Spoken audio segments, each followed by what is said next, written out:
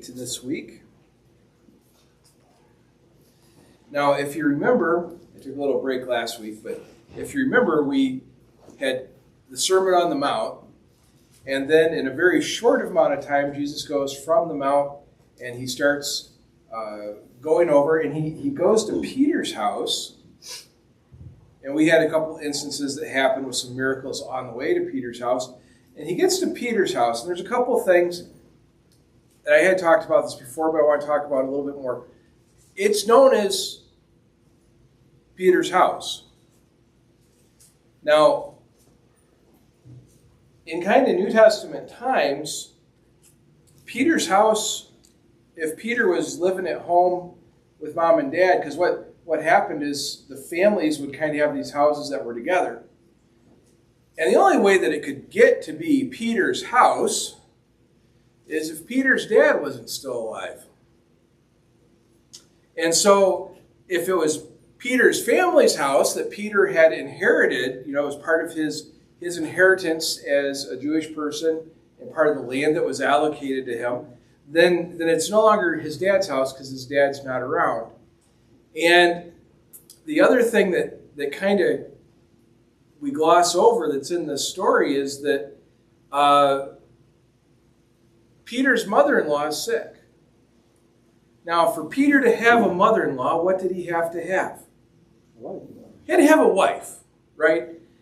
He had to have a wife. So Peter's mother-in-law is sick, but where is she living? At Peter's house. So I'd like to take just a minute, and Peter gets a lot of bad press, but let's also keep in mind with the bad press Peter gets that he was one of Jesus' closest friends. So I don't think I'd want to cross Peter with too much bad talk about him because his best friend is Jesus. So we might want to be careful about that. But here we have Peter. He's married. His mother-in-law is living with him. Doesn't say anything about the father-in-law, so we assume he's probably not in the picture. So what kind of man takes in his mother-in-law? I don't see any guys in here. You might go, oh yeah, my mother-in-law, no, I got a good mother-in-law, yeah. You can say it like that and we'll believe you. So you don't get in trouble with your wife. But what kind of man takes his mother-in-law into his house? There's got to be some either commitment to duty, commitment to his family, taking care of his family, commitment to that principle, or there's a degree of generosity in Peter's heart that he would allow his mother-in-law to live with him because maybe she had other kids that they could have pawned her off on. But here we have this picture of this is going on, and I don't know how well off Peter was, but apparently he was well off enough that he could bring the whole group home. And I don't know if you've ever thought about any of those things before, but he brought Jesus and the rest of the disciples along with him to stay at his place. So that's a little bit different picture than I get of a half-starved Jewish fisherman who figured that maybe wandering around for 3 years in the desert with Jesus was a good idea. He might have had a little bit more of a life than sometimes we give him credit for. He may have been a little bit more successful in his business, and he was probably the oldest of the 12. I don't know if he was in his 30s or how old he was, but he was established enough that he was in his own home, had his own business, and was able to take care of other people. So, as I kind of thought about that this week, I thought this set of stories that we're going to study is very interesting in what it tells us and what it doesn't tell us. Because Jesus came, and we talked about this 2 weeks ago, Jesus came and healed Peter's mother-in-law, and Peter's mother-in-law got up and started taking care of all these strangers that just showed up at her house.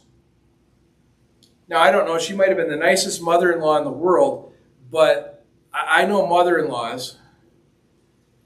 I don't think showing up with 12 sweaty guys who, you just got done being sick and, they're all hungry, so somebody's got to fix them dinner.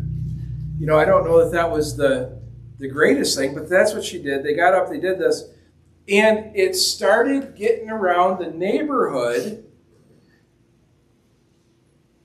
of what happened. This teacher shows up, this rabbi shows up, his name's Jesus, and he went and healed Peter's mother-in-law. So what happens next? Well, then what we start seeing is all the sick and crazy people start showing up. All the demon-possessed start showing up. And Jesus deals with that. It says, that evening they brought to him many who were possessed with demons. He cast out the spirits with a word and cured all who were sick. And it explains that this is what it was spoken about in Isaiah 53, verse 4, where it said, he took our infirmities and bore all our diseases. Now, that happened, and we don't know how quickly verse 18 happened, but it leads us to believe that these events are pretty closely tied together.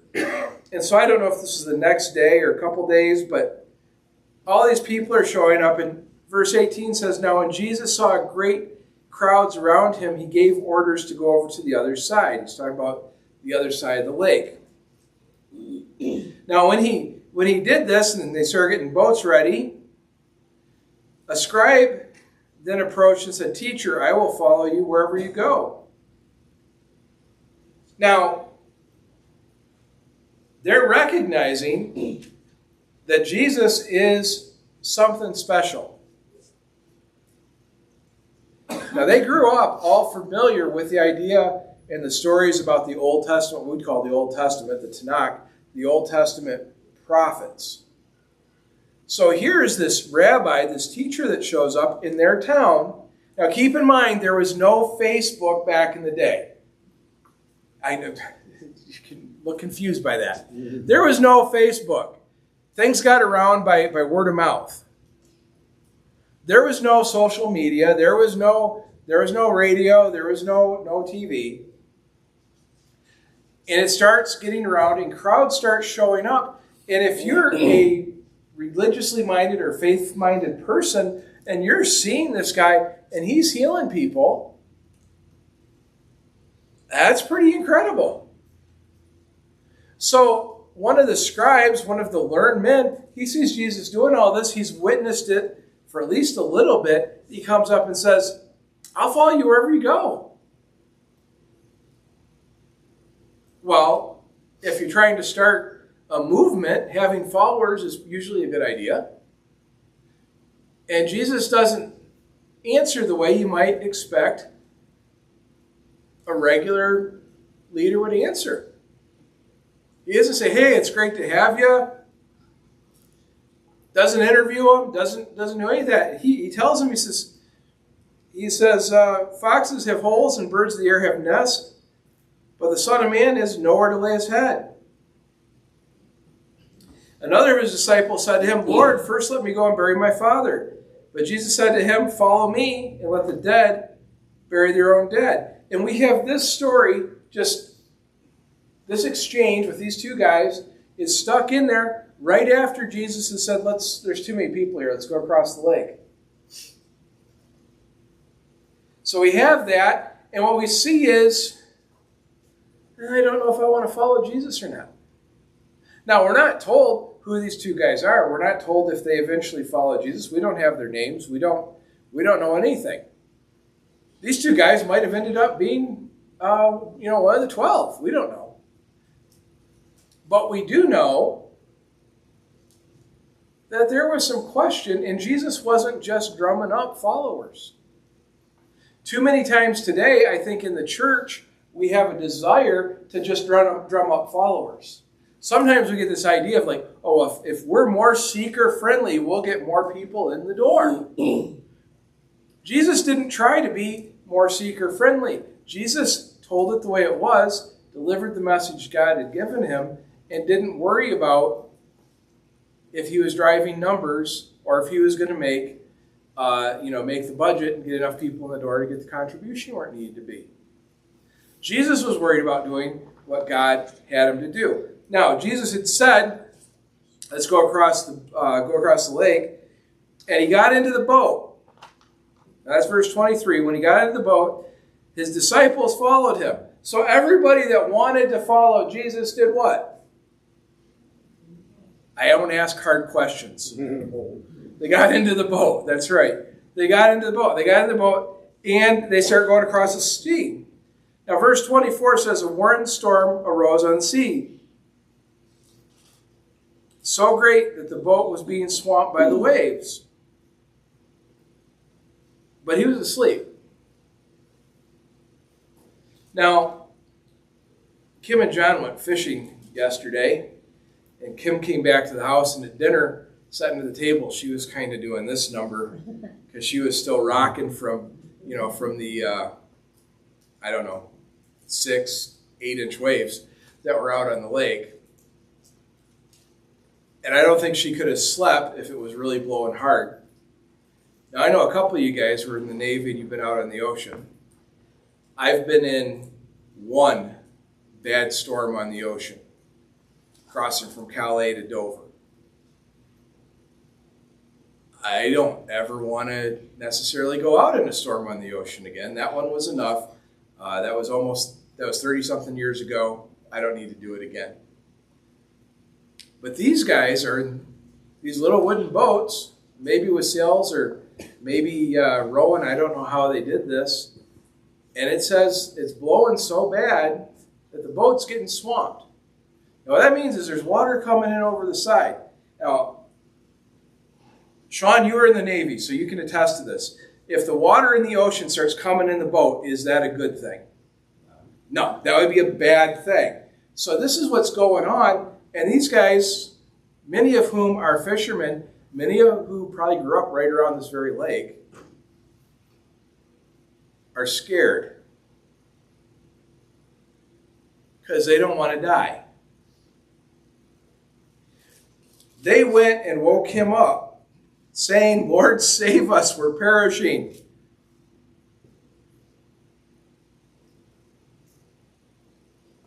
I don't know if I would have said that. I might have given him a bucket or something, told him to get bailing. Jesus says to them, why are you afraid, you have little faith? Well, here we are, oh Master Shepherd. We're afraid because the water's coming in the boat and it's supposed to stay outside the boat. And we might not be the smartest guys in all Israel, but we know that that's a bad thing. Why are we so afraid? Because we can look around and see with our own eyes that this ain't good. Have any of you ever looked around with your own eyes and seen this ain't good?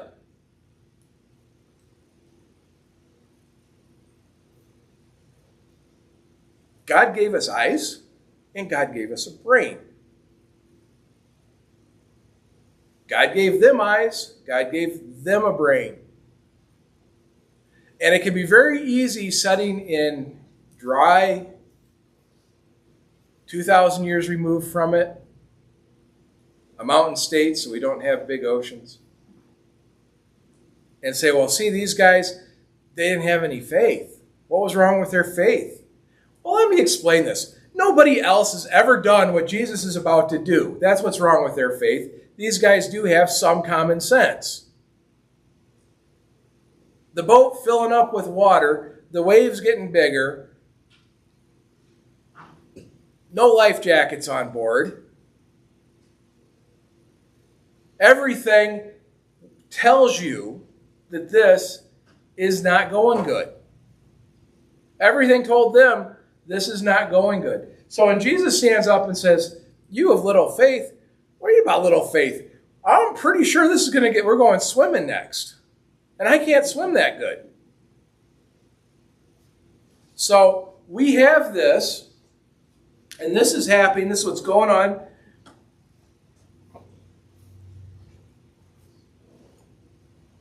But then he stands up Now this is great. If you're Jesus, you can do this. Nobody else can do this. If you're Jesus, you can do this. He stands up. It says, then they got up. If you're in a boat and it's going like this, standing up is probably not your first thing you want to do. He got up and rebuked the winds and the sea, and there was dead calm. Now, I would have been real happy if the wind quit blowing and it settled down a little bit. I would have been thrilled with that, but it doesn't say it's what happened. Jesus stands up, he rebukes the wind, he rebukes the sea, and all of a sudden they're on glass. They're just floating along, it's smooth going. Now, if you notice, jumping back a little bit, when Jesus cast out the demons, when did the demons go? Right when he told them to. When Jesus healed somebody, when did they get better? Right when he healed them. When Jesus addresses what's going on in the emergency that these guys are facing, when did they get calm? Immediately. Is there any doubt? Now you might, if you were there back then, you might not have thought this was the Son of God, but would you think he was at least on God's top 10 of prophets? Absolutely. And this is the question that they ask. The guys who are sitting there, they ask a question. They've experienced healing Peter's mother-in-law. They've experienced the demons being cast out. They've experienced all these people getting healed. Jesus said to you, if you want to be my disciple, follow me. They jumped in the boat, and they kind of got to where they were regretting jumping in the boat, I think, for a minute there.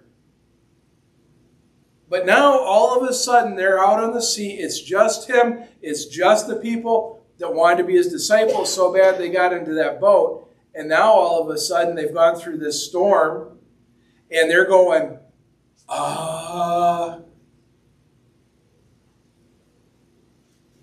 And they ask a question. This is the question they ask. What sort of man is this that even the winds and the sea obey him? What sort of man is this that all of these other things happened, but now all of a sudden, even nature obeys him? Now, these Jews grew up in a Roman world, and the Roman world had all sorts of gods and goddesses. And the gods and goddesses that they had, one of them was Poseidon. He was the god of the sea. He could make it storm whenever he wanted. That was one of the ways that they knew the gods were mad, because weather would get bad, or or the rain would be withheld, or whatever. And this was part of the belief system of the world at that time. And now all of a sudden they've got a man who's had some pretty good stories, right? We sat through the Sermon on the Mount. He's had some pretty good teaching. He's said some things that are really thought-provoking. He really understands the Scripture. He's a better preacher than anybody else they got. Doesn't preach like the scribes and the Pharisees.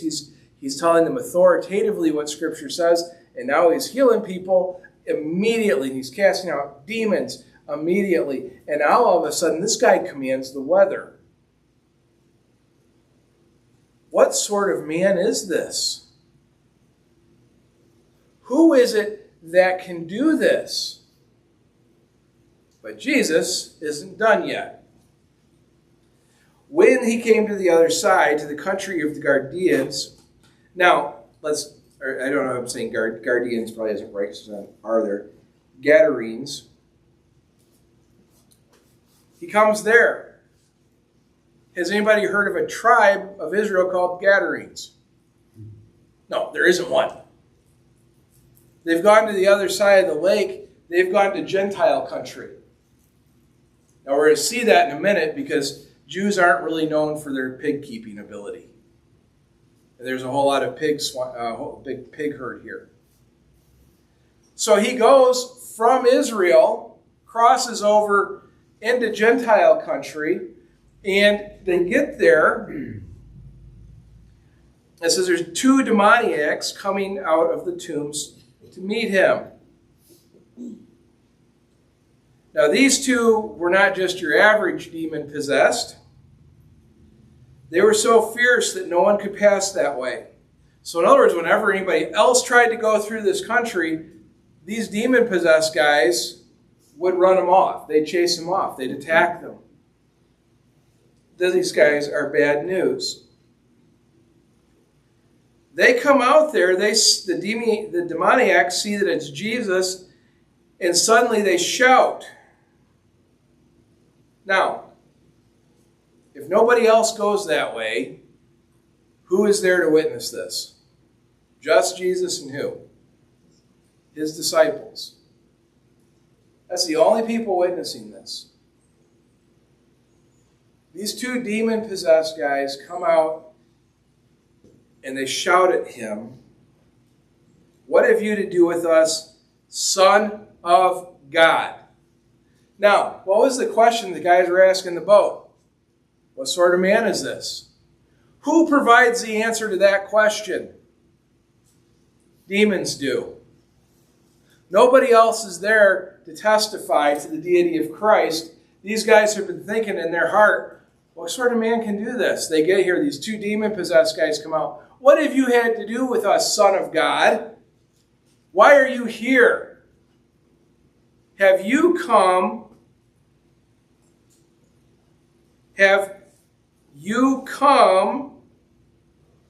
to torment us before the time?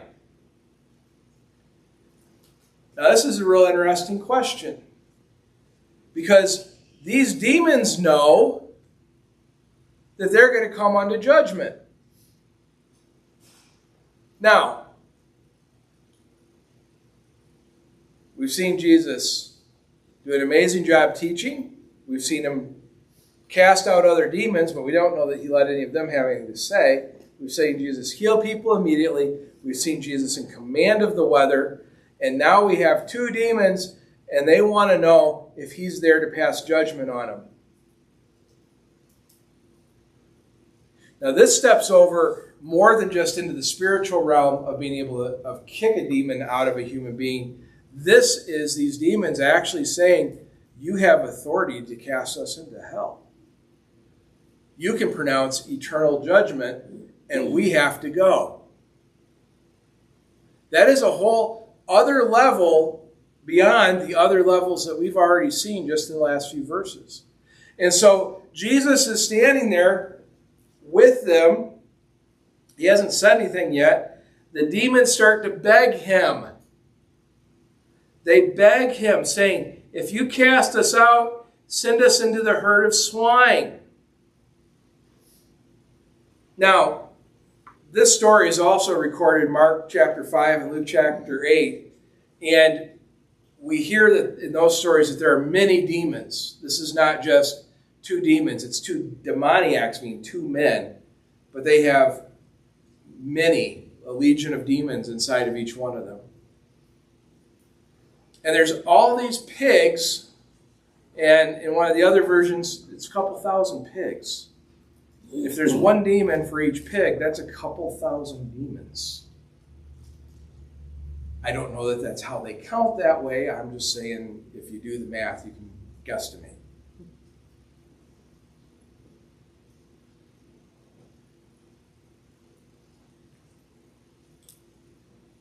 Jesus is one man. And at his word, he's commanding thousands of demons, and they have to do it.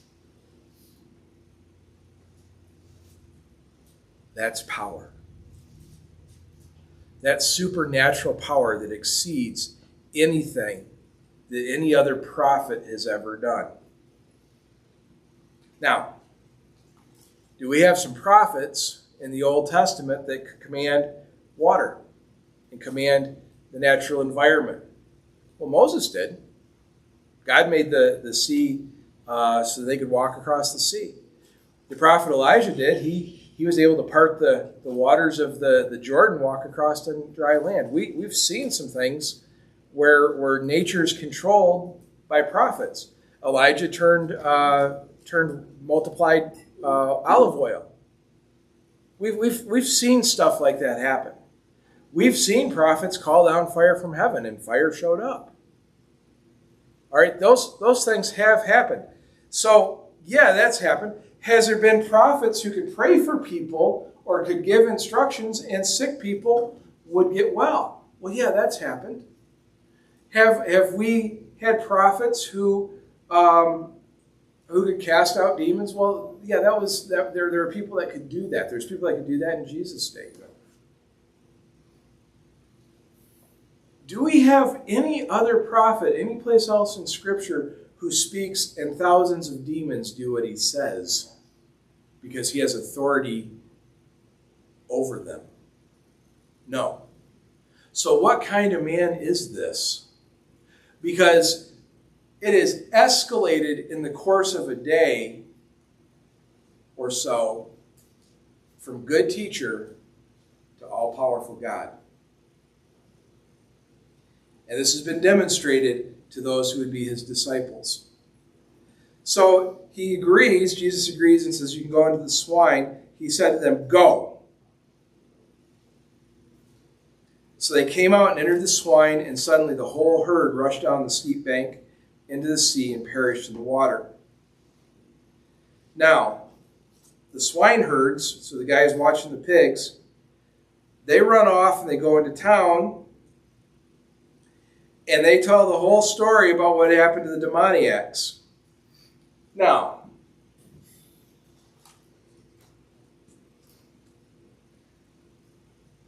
if you're a regular sort of person, how much time do you spend with the people who take care of the pigs?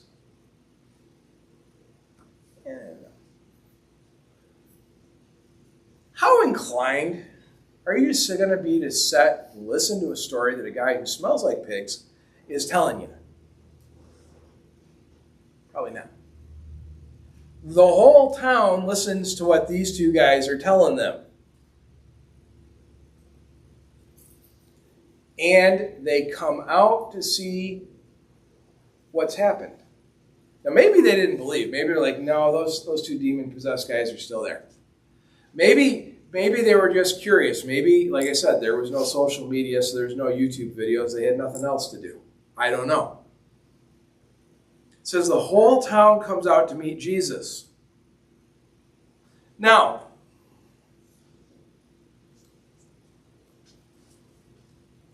I don't know if they had any other news about who this Jesus guy was at this point in time or not.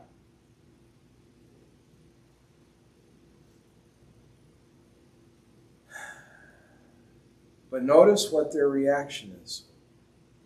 The whole town comes out to meet Jesus. They all see him. What's the rest of the verse say? They ask him to come and teach and have a Sunday school. They asked for a tent meeting.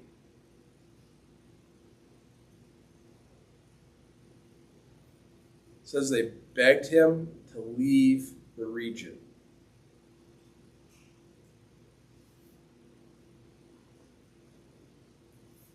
They figured, I guess, that the only one who could command evil was a greater source of evil. And they didn't want him sticking around.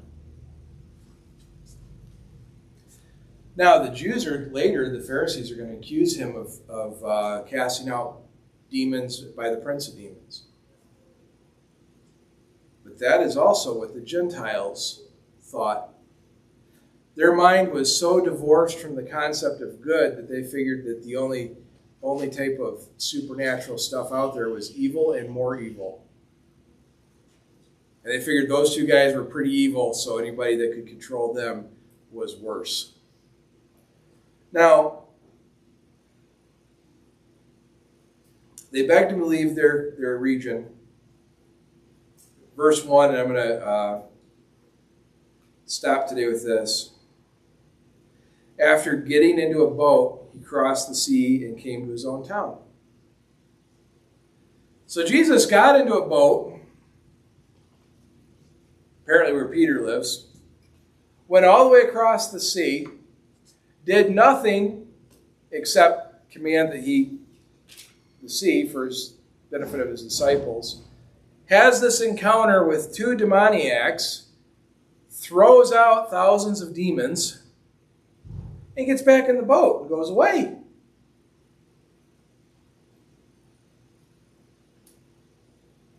Now that's a pretty busy day for one. But his only purpose in going across that lake was what happened in the boat and helping those two guys. That's it. Nobody in that town was saved. They booted him out. They run him right out of town. Nobody in that town was saved. Nobody of those Gentiles even wanted to hear what message he might have had to proclaim to them.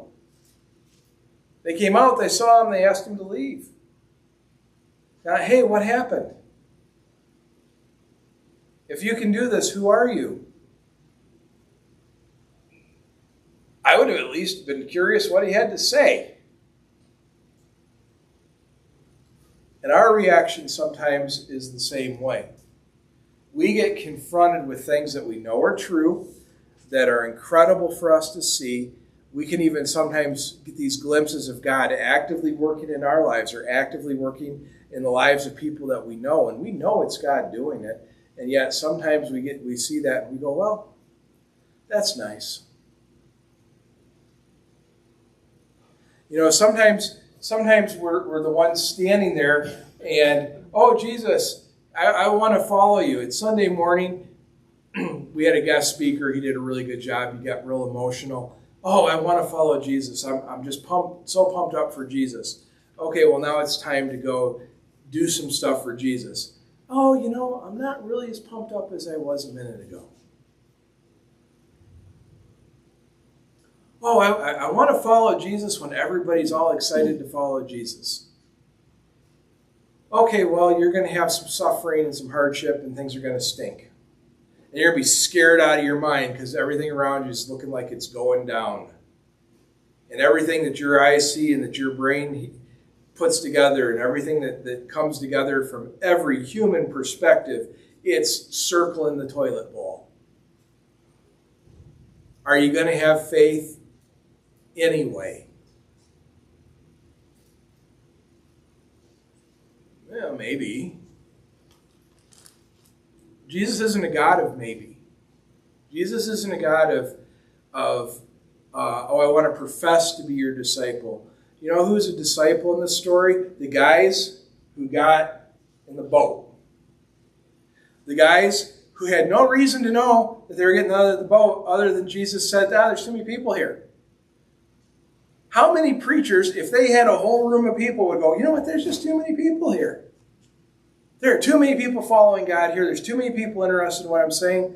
I got to go to Worland or Clark or Burlington.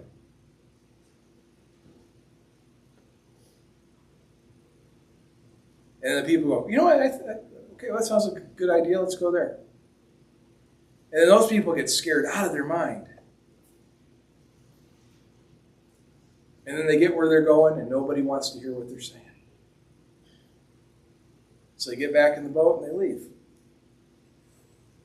Our Christian walk sometimes is like that. It is easy to